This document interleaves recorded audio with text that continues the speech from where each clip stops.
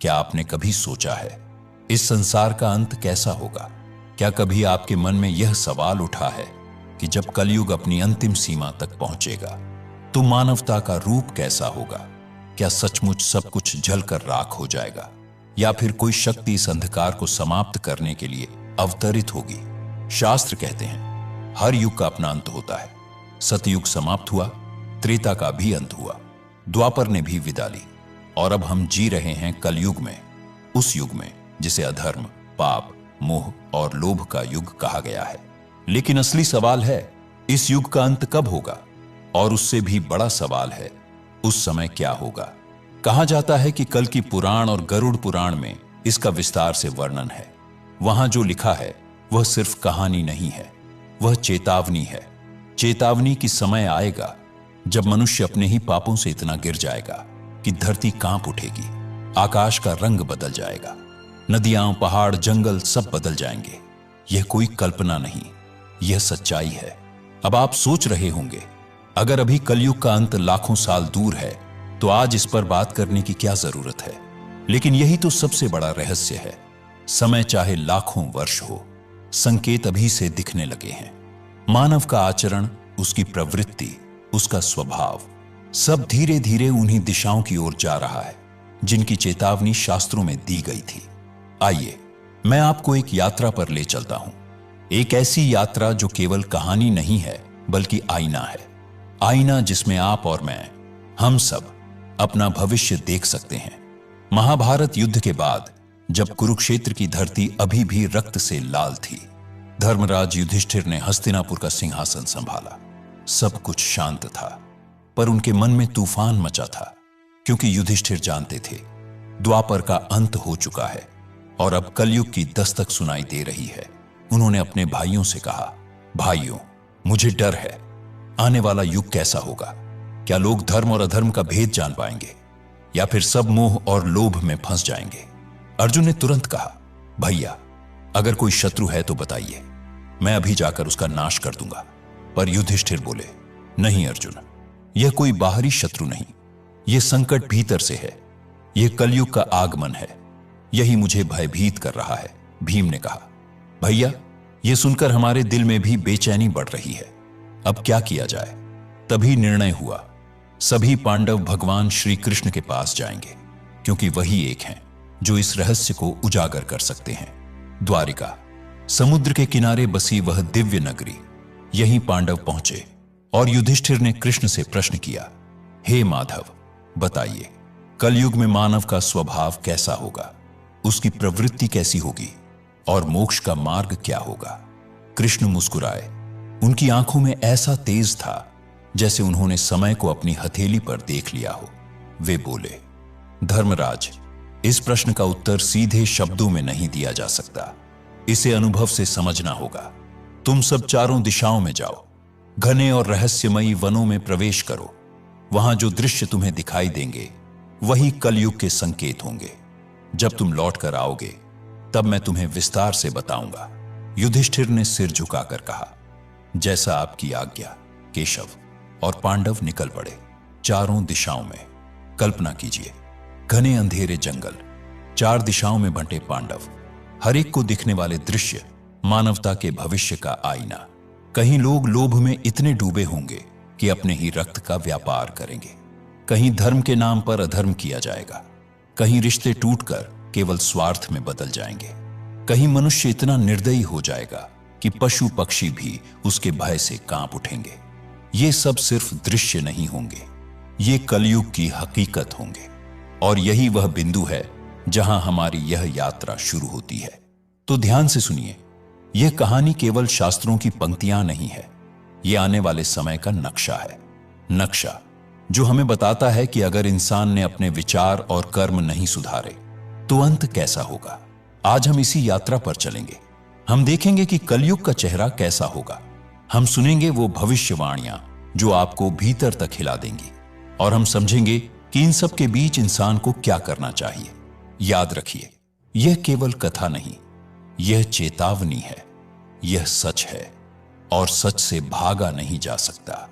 तो बने रहिए हमारे साथ, क्योंकि आगे जो आप सुनेंगे वो आपको सोचने पर मजबूर करेगा और शायद आपके जीवन की दिशा बदल दे।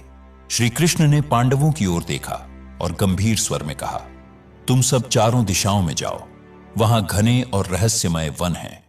यदि कोई असामान्य घटना या विचित्र दृश्य दिखे तो उसे ध्यान से देखना, लौटकर मुझे बताना, तभी तुम कलयुग के असली रहस्य को समझ पाओगे। आज्ञा पाकर पांडव अपने रथ वहीं छोड़कर पैदल ही निकल पड़े। वन बाहर से शांत था, लेकिन भीतर एक अनजाना कंपन छिपा था, मानो हर पत्ता, हर हवा कुछ कहने को आतुर हो। पांचों भाई अलग अलग दिशाओं में बट गए ताकि अधिक से अधिक अनुभव पा सकें। युधिष्ठिर एक घने और अंधकारमय वन में पहुंचे। वहां उन्होंने एक विचित्र दृश्य देखा। एक विशालकाय हाथी, उसके 2 सूंड थे और दोनों सूंडों से वह बड़े बड़े वृक्षों को बेरहमी से उखाड़ रहा था। युधिष्ठिर ठिठक गए। यह शक्ति, यह विकृति, आखिर संकेत क्या था? अर्जुन एक शांत सुंदर वन में पहुंचे। हरियाली और पक्षियों की चहचहाहट वातावरण को मधुर बना रही थी, पर अचानक उनकी दृष्टि ठिठक गई। एक विशाल पक्षी उनके सामने था। उसके पंखों पर वेदों की अर्चाएं लिखी थी। दृश्य पवित्र लग रहा था, लेकिन तभी वह पक्षी मृत जीवों का मांस खाने लगा। अर्जुन का मन कांप उठा। एक ओर ज्ञान का प्रतीक और दूसरी ओर रक्तपात। यह कैसा विरोधाभास था? भीम एक हरे भरे चारागाह में पहुंचे। वहां गायों का बड़ा झुंड चर रहा था। इसी बीच उनकी नजर एक अद्भुत पर पीड़ादायक दृश्य पर पड़ी। एक गाय ने अभी अभी बछड़े को जन्म दिया था। ममता में वह उसे जोर जोर से चाटने लगी, लेकिन अत्यधिक चाट से बछड़ा लहूलुहान हो गया। भीम स्तब्ध रह गए। सोचा, यह कैसी ममता है जो अपने ही बच्चे को चोट पहुंचा रही है। सहदेव एक शांत जलाशय के पास पहुंचे। वहां 7 कुएं एक सीध में बने थे। उन्होंने देखा 6 कुओं में पानी भरा था, पर बीच का सबसे गहरा कुआं पूरी तरह सूखा था। दृश्य विचित्र था। सहदेव सोच में डूब गए। जो सबसे गहरा था वही खाली क्यों? क्या यह भीतर के शून्य की ओर इशारा कर रहा था? नकुल पर्वतीय क्षेत्र की ओर बढ़े। ऊंचे ऊंचे पहाड़, घने वृक्ष, मन को शांति देते दृश्य। पर अचानक पहाड़ से एक विशाल शिला लुढ़कती हुई नीचे आने लगी। उसने अपने रास्ते में आने वाले बड़े बड़े वृक्षों को उखाड़ फेंका, लेकिन जैसे ही वह शिला एक छोटे से नन्हे पौधे तक पहुंची, अचानक रुक गई। नकुल विस्मित रह गए। यह नन्हा पौधा इतनी विशाल शिला को कैसे रोक पाया? शाम ढलते ही पांडव अपने अपने अनुभव लेकर लौटे। वे श्री कृष्ण के चरणों में पहुंचे और एक एक करके अपने देखे हुए दृश्य सुनाए।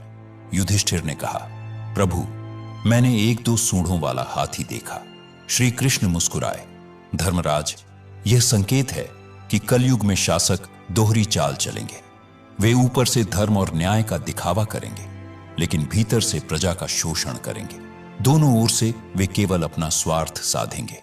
अर्जुन ने कहा, प्रभु, मैंने एक पक्षी देखा। उसके पंखों पर वेद लिखे थे, लेकिन वह मृत जीवों का मांस खा रहा था। श्री कृष्ण बोले, अर्जुन, कलयुग में विद्वान और पंडित कहलाने वाले लोग ज्ञान तो रखेंगे, पर उनके हृदय पवित्र नहीं होंगे। वेद और धर्म का प्रयोग केवल धन और प्रतिष्ठा के लिए होगा।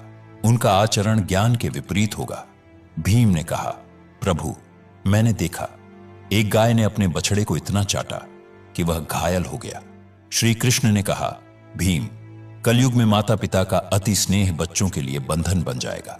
वे प्रेम देंगे, पर वही प्रेम उन्हें आत्मनिर्भर बनने से रोकेगा। ममता का अतिरेक पीड़ा का कारण बनेगा। सहदेव ने कहा, प्रभु, मैंने 7 कुएं देखे। 6 में जल भरा था, पर बीच का सबसे गहरा कुआं सूखा था। श्री कृष्ण बोले, सहदेव, यह दृश्य बताता है कि कलयुग में लोग बाहरी रूप से तो समृद्ध दिखेंगे, पर उनके भीतर करुणा और सहयोग का जल सूख जाएगा। पड़ोस में कोई भूखा मर रहा होगा, फिर भी वे आंखें मूंद कर अपने स्वार्थ में डूबे रहेंगे। यही स्वार्थपरता कलयुग की सबसे बड़ी पहचान होगी। नकुल ने कहा, प्रभु, मैंने देखा एक विशाल शिला पहाड़ से लुढ़क रही थी। उसने बड़े बड़े वृक्ष उखाड़ दिए, पर एक छोटा पौधा उसे रोक सका। श्री कृष्ण ने कहा, नकुल, यह दृश्य दर्शाता है कि कलयुग में धन, शक्ति और सत्ता किसी को भी विनाश से नहीं बचा पाएगी, पर यदि कोई व्यक्ति सच्चे मन से भगवान का नाम ले, भक्ति में स्थिर रहे, तो वह नन्हे पौधे की तरह हर संकट को रोक सकता है। यही भक्ति इस युग में मनुष्य का सबसे बड़ा सहारा होगी। यह प्रसंग यहीं समाप्त नहीं होता। गरुड़ पुराण में एक और गहन और रहस्यमयी प्रसंग आता है। गरुड़ जी ने भगवान विष्णु से प्रश्न किया, हे प्रभु, चारों युगों सतयुग, त्रेता युग, द्वापर और कलयुग में कलयुग को सबसे भयावह क्यों माना गया है?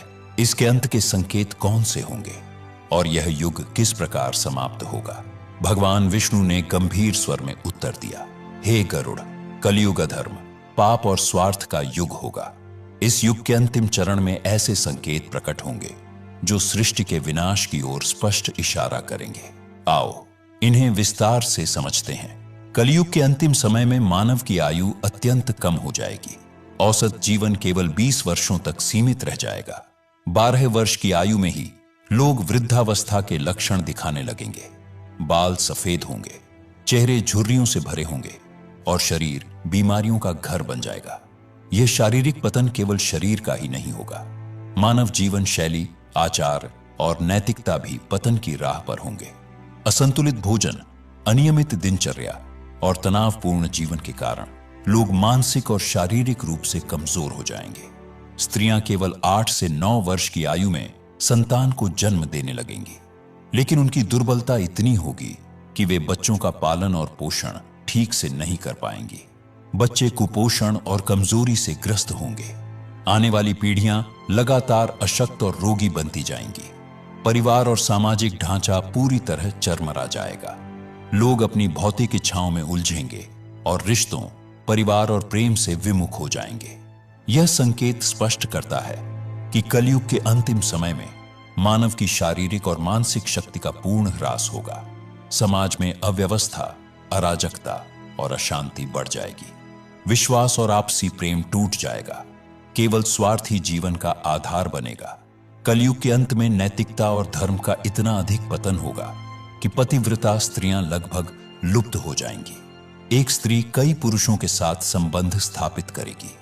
यह समाज में नैतिक पतन और पारिवारिक विघटन का सबसे बड़ा संकेत होगा। विवाह और रिश्तों की पवित्रता समाप्त हो जाएगी। लोग धार्मिक कार्यों, पूजा पाठ, श्राद्ध, अंतिम संस्कार और विवाह जैसे संस्कारों से पूरी तरह विमुख हो जाएंगे।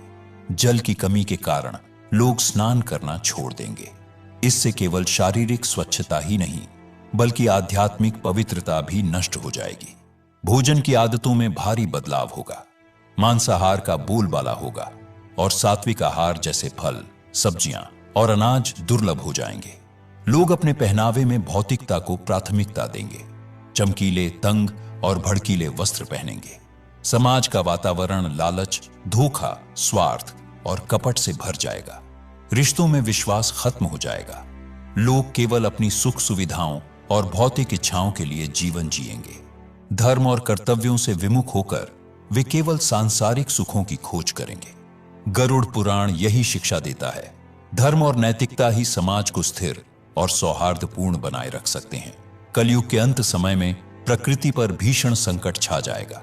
वृक्ष फल और फूल देना बंद कर देंगे। केवल शमी वृक्ष ही जीवित रहेंगे। लोग शाकाहार को लगभग पूरी तरह त्याग देंगे और मांसाहार पर निर्भर होंगे। भोजन तामसिक और रोगकारी होगा। लोग अल्पायु में ही गंभीर बीमारियों का शिकार होंगे। गायों की पूजा का महत्व समाप्त हो जाएगा। वे केवल दूध और मांस के लिए पालेंगे। वनों की अंधाधुंध कटाई, प्रदूषण और प्राकृतिक संसाधनों के दुरुपयोग से पर्यावरण का संतुलन पूरी तरह बिगड़ जाएगा। फलहीन वृक्ष और जलवायु असंतुलन समाज में भोजन की भारी कमी पैदा करेगा। लोग भूख और कुपोषण से ग्रस्त होंगे। आने वाली पीढ़ियां लगातार दुर्बल होती जाएंगी। यह संकेत हमें याद दिलाता है, प्रकृति का संरक्षण और सम्मान ही मानव अस्तित्व को बचा सकता है।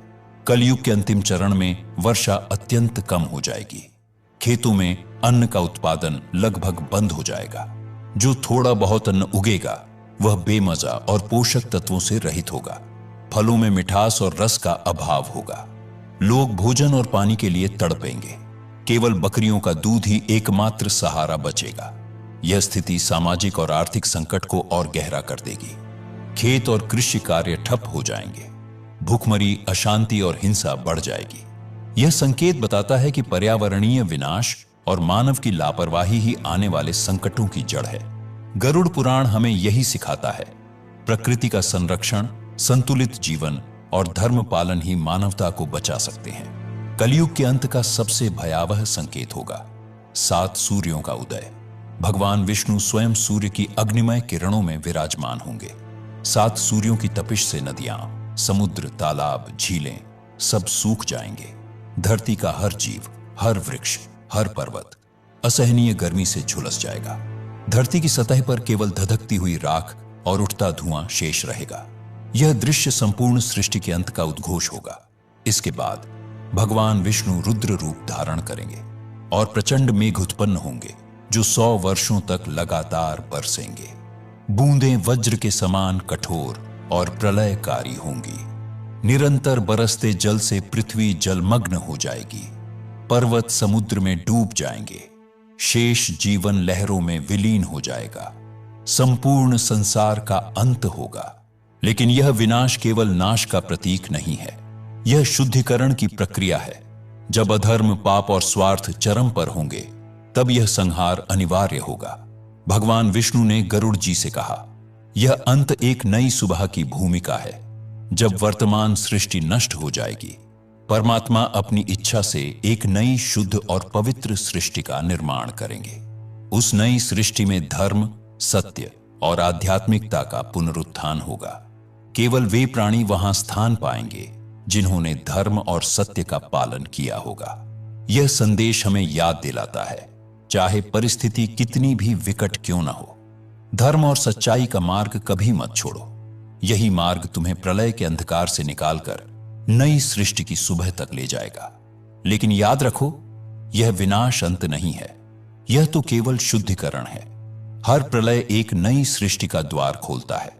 भगवान विष्णु ने कहा था, जब वर्तमान सृष्टि नष्ट हो जाएगी, तब धर्म, सत्य और भक्ति पर आधारित एक नई शुद्ध और पवित्र दुनिया की शुरुआत होगी। तो सवाल यह है, क्या हम उस नई सृष्टि में स्थान पाने के योग्य बनेंगे या कलयुग की अंधकारमयी लहरों में बह जाएंगे?